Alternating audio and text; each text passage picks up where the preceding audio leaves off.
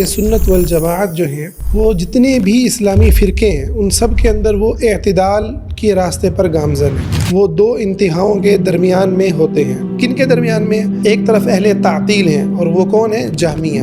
اور دوسری طرف کون ہے؟ اہل تمثیل جو مثال دیتے ہیں مشبہہ. یہ ان دونوں کے درمیان میں ہیں. اچھا، یہاں بڑی خوبصورت بات یہ ہے کہ امام ابن تیمیہ بہت سارے ان علماء سے بھی اختلاف کرتے ہیں جو اہل سنت کے باقاعدہ بڑے ایک نام ہیں، جن میں اشاعرہ آتے ہیں، ماتریدیہ آتے ہیں. یہ دو بڑے ایک جو ہے دھارے ہیں. مگر انہوں نے اہل تعطیل کا جب ذکر کیا تو ان کا ذکر نہیں کیا، کیونکہ ان کی جو غلطی ہے وہ ایک تو بعض صفات کے معاملے میں اور دوسرا وہ انہیں عذر دیتے ہیں ابن تیمیہ رحمہ اللہ. تو تعطیل کا اور تحریف کا جو اصل منبع ہے وہ جہمیہ ہے.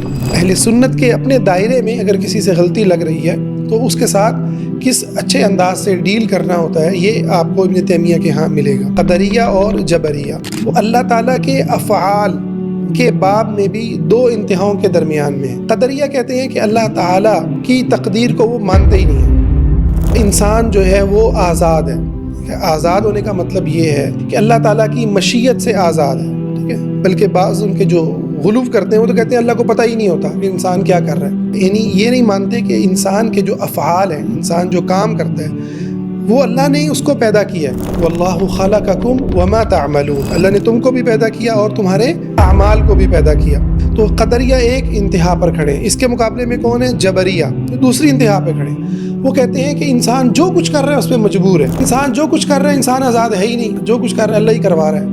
اللہ ہی کروا رہا ہے کا مطلب ہے انسان کا کوئی ارادہ نہیں ہے. تو اہل سنت ان دونوں کے درمیان میں وہ کہتے ہیں کہ اللہ تعالیٰ کی یقیناً تقدیر ہے اور اللہ کی جو مشیت ہے وہ ہر چیز پر غالب ہے. ٹھیک ہے، لیکن اللہ کی مشیت اور اللہ ہی کا یہ فیصلہ ہے کہ اس نے انسان کو ان معاملات میں کہ جن کی بنیاد پر اسے جنت ملے گی یا جہنم ملے گی اس کو آزادی دی ہے. اور فرمایا فمن شاء فلیؤمن ومن شاء فلیکفر، جو چاہے ایمان لائے اور جو چاہے کفر کرے.